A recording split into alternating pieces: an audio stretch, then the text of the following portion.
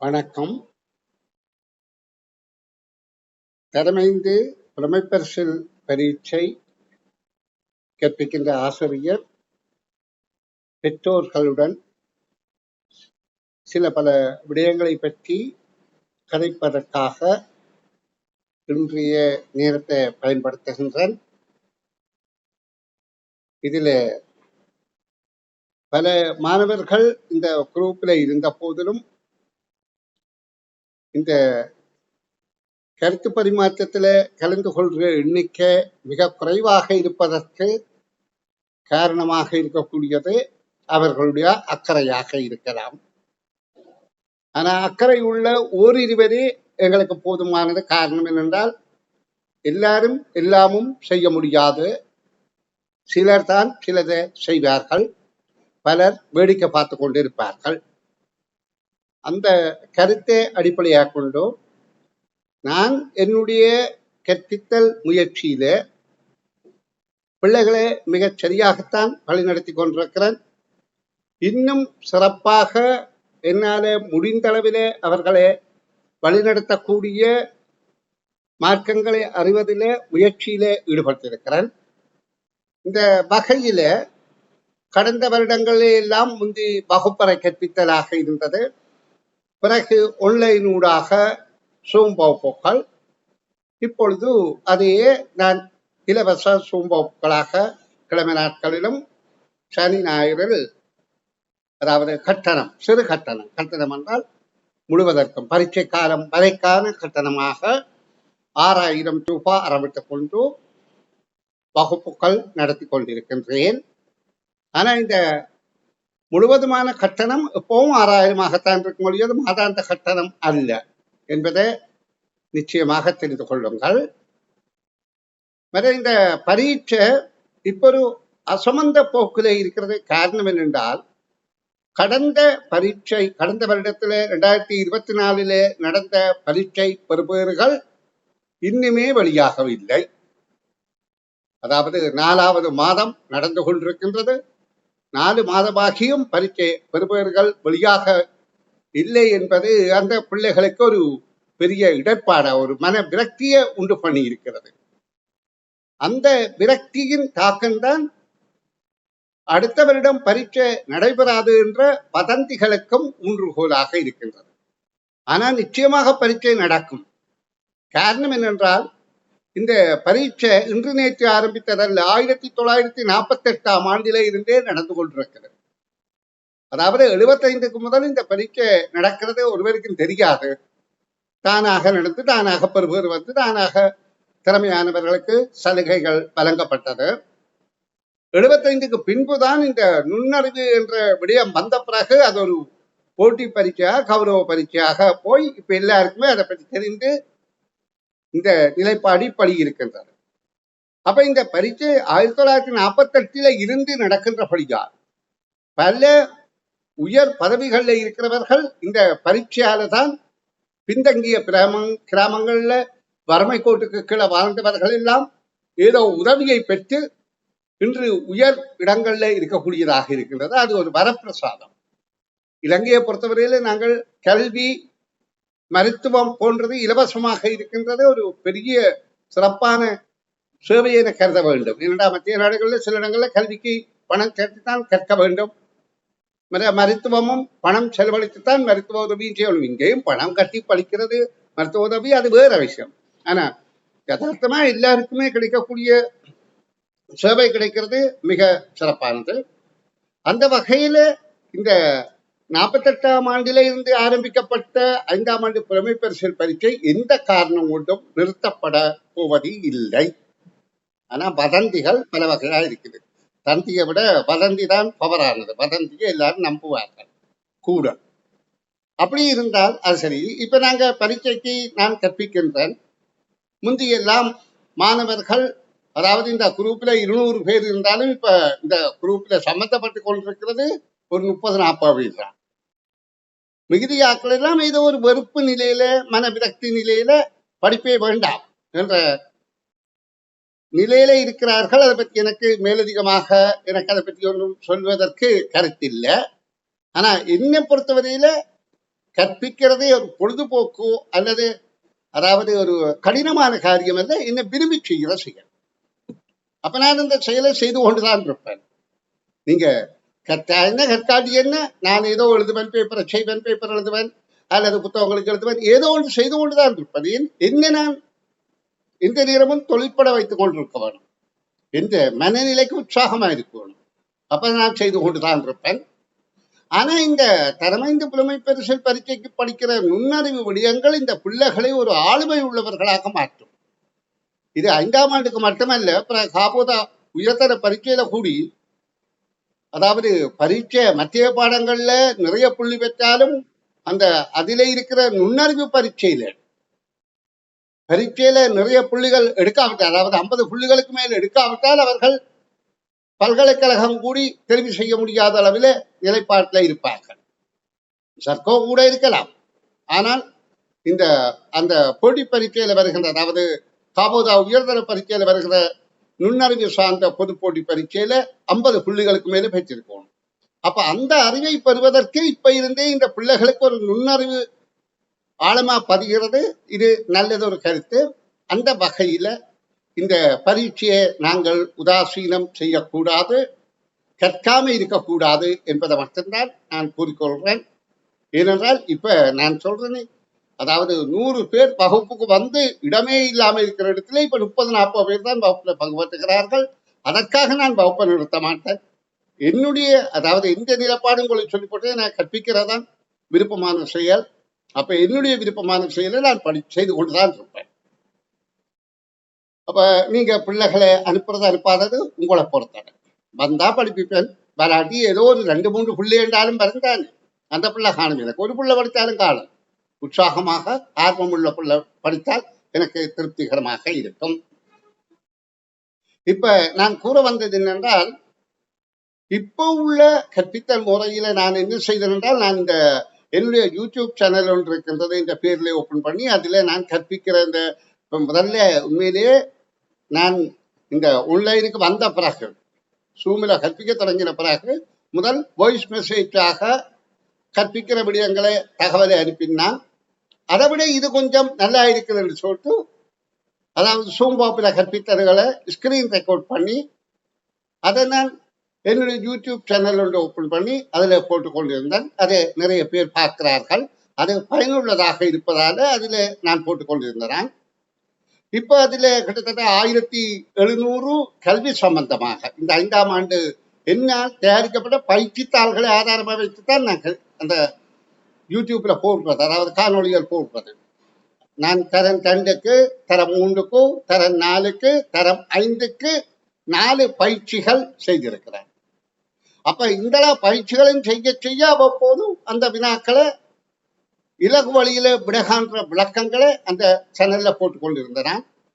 இப்ப பார்த்தேன்னா நான் 1500க்கும் மேலே அதுல வீடியோக்கள் போட்டுட்டேன்னு எதையும் நான் தான் போட்டுக்கொண்டிருக்கணுமா? வேண்டாம். இப்ப நான் பிள்ளைகளை கொண்டு காணொலிகளை தயாரித்து போடுவது அது இன்னும் சிறப்பாக இருக்கும். ஏனென்றால் நான் கற்பிக்கிற விடயத்தை பிள்ளை கேட்டு விளங்கி பிள்ளை தன்னுடைய சொந்த மொழி நடையில வெளிப்படுத்தும் போது மிக உவகையாக இருக்கின்றது, சந்தோஷமா இருக்கின்றது. உங்களுக்கு அப்படி யோசிக்காது, எனக்கு அப்படி இருக்கின்றது. எனக்கு இந்த பிள்ளைகள் கதைக்கிற போது, அந்த கேள்விகளுக்கு விடைவிளக்கம் சொல்கின்ற போது மிக அதாவது நுணுக்கமாக அதை ஆராய்ந்து சொல்கின்ற போது மிகுந்த சந்தோஷமாக இருக்கின்றது. ஆன முறையிலே அதை நான் தொடர்ச்சியாக செய்வதற்கு துணிந்திருக்கிறேன். ஆனால் இப்ப தொடங்கி இப்ப ஒரு கிழமைதானது அவை இந்த பிள்ளைகள் இந்த காணொலியை வெளியிடுவது. ஆனா 80 பிள்ளைகள் 80 காணொலிகளுக்கு மேலே போட்டுட்டார்கள். 1 நிமிஷம் 2 நிமிஷம் தான். காரணம் என்னென்னு சொன்னால் அவர்கள் வாட்ஸ்அப்பில் 2 நிமிடத்துக்கு மேலே வீடியோ அனுப்புவது கடினம். அப்ப 2 நிமிட வீடியோவை 2 நிமிடம் 3 நிமிடத்துக்குள்ள அந்த வீடியோவை நான் என்னுடைய யூடியூப் சேனல்ல போட்டு அவர்களை உற்சாகப்படுத்தி அவர்களை கொண்டு செவிக்கிறேன். அடுத்த என்னத்துக்காக என்றால், இப்ப ஒவ்வொரு வகுப்பறையிலையும் ஆசிரியர்களை கேட்டா சொல்வார்கள், ஆசிரியர் அனுபவம் உள்ளவர்கள் பார்த்தா எல்லா பிள்ளையும் படிக்கிற மாதிரி தான் இருக்கும். வகுப்பறையில படிப்பித்துக் கொண்டிருந்தால் எல்லா பிள்ளையும் படிக்கிற மாதிரி தான் ஆர்வமா பார்க்கும், கேட்கும். ஆனால் கேள்வி என்று கேட்டு விட்டால் பிள்ளை விட சொல்லாது. காரணம் பிள்ளை அங்க கிட்டத்தட்ட ஒரு நடிப்பு படிக்கிற மாதிரி நடிச்சு கொண்டிருக்குது. பிள்ளை படிக்க இல்லை, பிள்ளை வேற சிந்தனையில வேற புலாதியில இருக்குது. இங்க ஆசிரியருக்கு பயத்திலே ஆசிரியர் சொல்றதை கேட்கிற மாதிரி இருக்குது. அப்ப ஆசிரியரும் பார்வையிலே எல்லா பிள்ளையும் நல்லா படிக்குதுன்னு நினைப்பார். ஆனா பிள்ளைகள் அங்க கிரகிக்கவில்லை. அது எப்ப தெரியுது? அந்த பிள்ளைகள் இந்த வெளிப்படுத்துதலின் போது தெரிகின்றன.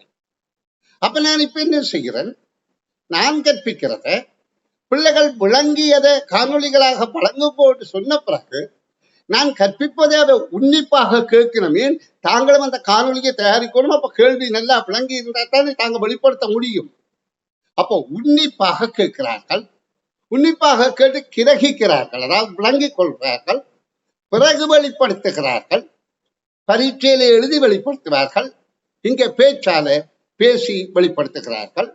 அப்ப இது எனக்கு ஒரு சிறந்த வழியாக இருப்பதால தான் இந்த வகையில நான் அந்த பிள்ளைகளிடமிருந்து காணொலிகளை எடுத்து எல்லாரையும் அனுப்பும்போது தான் சொல்றேன். தயவு செய்து ஏன் சொல்றேன் என்றால், உங்கள் ஒவ்வொரு பிள்ளைகளும் கூட சொத்துக்கள். அந்த பிள்ளைகள் நல்லா இருந்தா தான் உங்களுக்கு சந்தோஷம். அப்ப அந்த பிள்ளை ஒரு திறமை உள்ளவனாக மாறுவதற்கு நீங்க எந்த விதத்திலும் ஒரு தடையாக இருக்க மாட்டீங்க. அப்ப நீங்க செய்ய வேண்டிய உதவி என்ன? அந்த பிள்ளை கேள்வி விளங்கிச்சா உனக்கு எங்க ஒரு சொல்லு பார்ப்போம், சொல்ல கேளுங்கோ, அதுல பிழை இருக்கான்னு பாருங்க. பிள்ளைகள் அனைமே விளங்கி கொண்டுதான் நான் வகுப்பறையில விடுறேன். அப்ப விளங்காத பட்சத்திலையும் மற்ற பிள்ளைகள் விளங்கப்படுத்துறதை கேட்டாவது அந்த பிள்ளை விளங்கி கொள்ளும். விளங்கி கொண்ட பிறகு நீங்க உங்களோட போனில அகலப்பாங்கா பிடிச்சி வீடியோ ஓடுங்கோ. அதுல ஒரு பழுதும் இல்லை, பிள்ளைய மட்டும்தான் எடுக்கிறீங்க. பைபோர்ட் இருந்தா இன்னும் சிறப்பாக இருக்கும். பிள்ளைகள், அதாவது படிக்கிற பிள்ளை சோபால இருந்து வீடியோ எடுக்க வேண்டாம், கட்டில இருந்து வீடியோ எடுக்க வேண்டாம். அந்த பிள்ளை ஒரு படிக்கிற ஒரு வைபோர்டுக்கு முன்னுக்கோ அல்லது மேஷ் கதிரையில இருந்து கொப்பி பேப்பரோ அல்லது கொப்பிய பேப்பர்ல எழுதி விளங்கப்படுத்துற மாதிரி வீடியோ எடுத்து அதே எனக்கு அனுப்புங்க. நான் என்னுடைய யூடியூப் சேனல்ல போடுறேன். பிள்ளை அதை 4 தினம் பார்க்கல பிள்ளைக்கு ஒரு உற்சாகம் வரும். என்ன உற்சாகம்? நான் தானே வெளிப்படுத்தி இருக்கிறேன், அப்ப நான் இன்னும் படிக்கணும், இன்னும் விளங்கணும், இன்னும் நிறைய செய்யணும் என்று சொல்லி பிள்ளைகளை கொண்டு செய்வீங்கள் என்றதை நான் கேட்டுக்கொள்வதற்காகத்தான் இன்றைய இந்த கூட்டத்தை கூறுறேன். இனி இந்த வருடம் முடியுது, 2024 முடிஞ்சு 2025 வருது. பரீட்சை நடக்க போறது நிச்சயம். அப்ப இந்த அநேக மாணாக்கள் இப்ப படிக்காம இருக்கிறது படிக்கிற பிள்ளைகளுக்கு ஒரு சந்தர்ப்பம். என்ன காரணம் என்றால், வெற்றி அடைவது இலகுவாக இருக்கும்.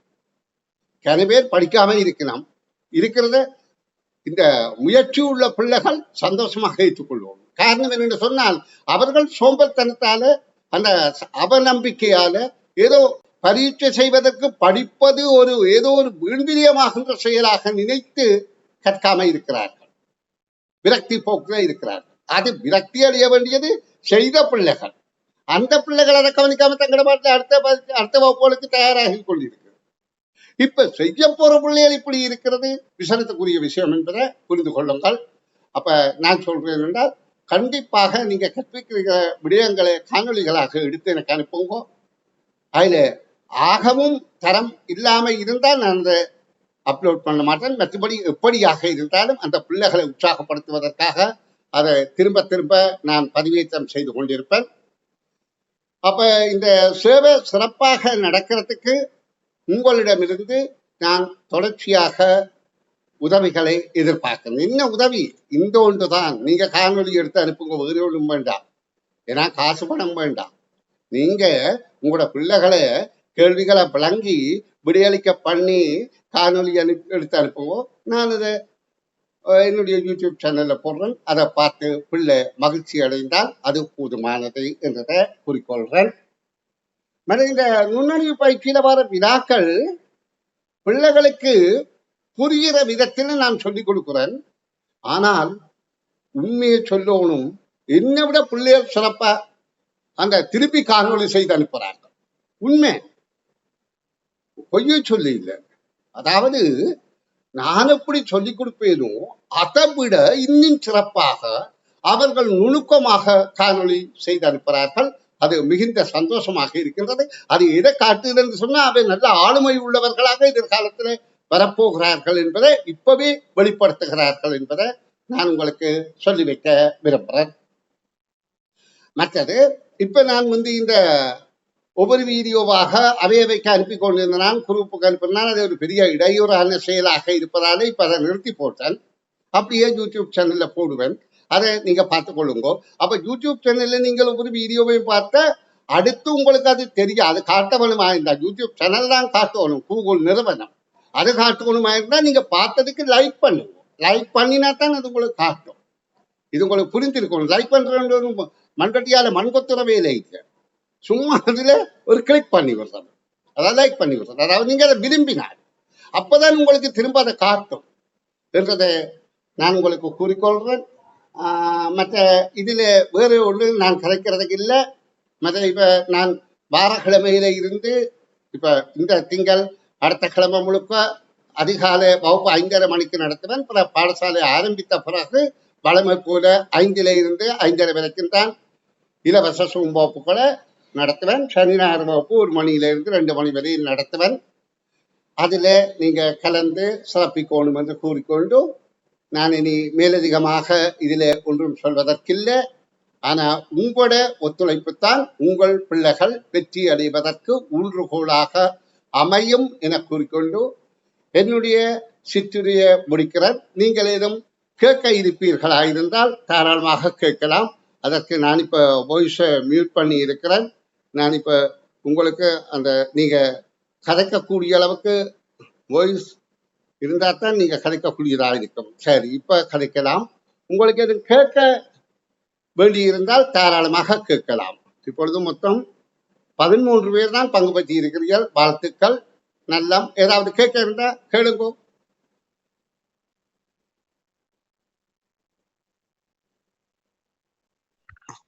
சரி அன்பர்களே, உங்களுக்கு சந்தேகம் ஒன்றுமில்லை என்றதை கருத்துல கொண்டு நான் சந்தோஷமாக இன்றைய இந்த என்னுடைய கருத்து பரிமாற்றத்தை நிறைவு செய்கிறேன்.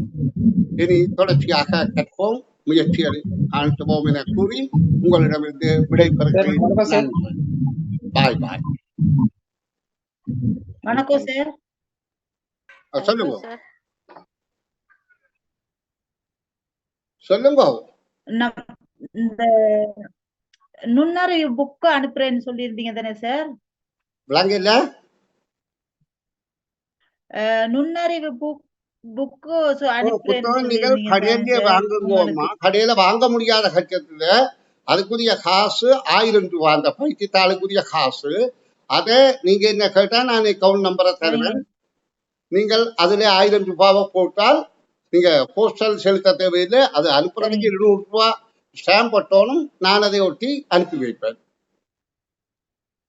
அதானே கேக்குறீங்க? அதான் சார், இங்க நம்ம பார்த்தவங்க தேடி பார்த்த கடைகள்ல கிடைக்கலைங்க சார். அதுதான். நீங்க காசு கட்டிடுறீங்களா? ஹலோ, இல்லைங்க சார், அதுக்கு தாங்க. அதுக்கு எப்படி அந்த அதுக்கு தானம்மா நான் சொல்றேன். நீங்க இந்த வாட்ஸ்அப் நம்பர்னூடாக நீங்க கேட்டா நான் என்னுடைய அக்கவுண்ட் நம்பரை அனுப்புவேன். அப்ப அக்கவுண்ட் நம்பருக்கு நீங்க காசை பேங்க்ல போட்டு நீங்க இந்த ஸ்லீப்பையும் உங்களுடைய விலாசத்தையும் இந்த வாட்ஸ்அப்ல ஸ்லீப்பை படம் எடுத்து கேமரால படம் எடுத்து இந்த வாட்ஸ்அப் ஊடாக அனுப்பினால் நான் இந்த விலாசத்துக்கு புத்தகத்தை போஸ்ட்லயே அனுப்புவேன். ஒரு 3 நாளுக்குள்ள கிடைக்குது. விளங்குதா? அப்ப அந்த உங்க நம்பர் எங்களுக்கு அனுப்புனா தானே சார் நாங்க காசு போட முடியும். நீங்க வாட்ஸ்அப் ஊடாக வாங்க, வாட்ஸ்அப் ஊடாக கேளுங்க, நான் அனுப்புறேன் அக்கவுண்ட் நம்பர். சரிங்க. சரிங்கம்மா, ஓகே. நன்றி. சரியான நன்றி, ரொம்ப நன்றிங்க சார். பிள்ளைங்க நல்லாவே இதுல ஒரு முன்னேற்றத்துக்கு வராங்க சார். நல்லாவே படிக்கிறாங்க, நல்லா இருக்காங்க, ரொம்ப நல்லா இருக்காங்க சார். எங்களுக்கு பெரிய உதவிங்க. நாங்க பிரைவேட்டா படிக்க வைக்க போனா நாங்க நிறைய காசு கட்டித்தானே சார் படிக்க வைக்கிறோம். இப்ப எங்களுக்கு எல்லாம் அந்த வசதி இல்ல தானுங்களே. அதனால அது ரொம்ப நன்றி, நீங்க செய்யற பெரிய உதவி எங்களுக்கு. Thank you thank you. ஓகே அம்மா, ஓகே ஓகே. சரி, நன்றி. வேற யாருமே இருக்கா? சரி, ஓகே. நல்லா அடுத்த கூட்டத்துல சந்திப்போம். வகுப்புகள்ல பிள்ளைகளையும் ஒழுங்கா அனுப்பி வைப்போம். நன்றி.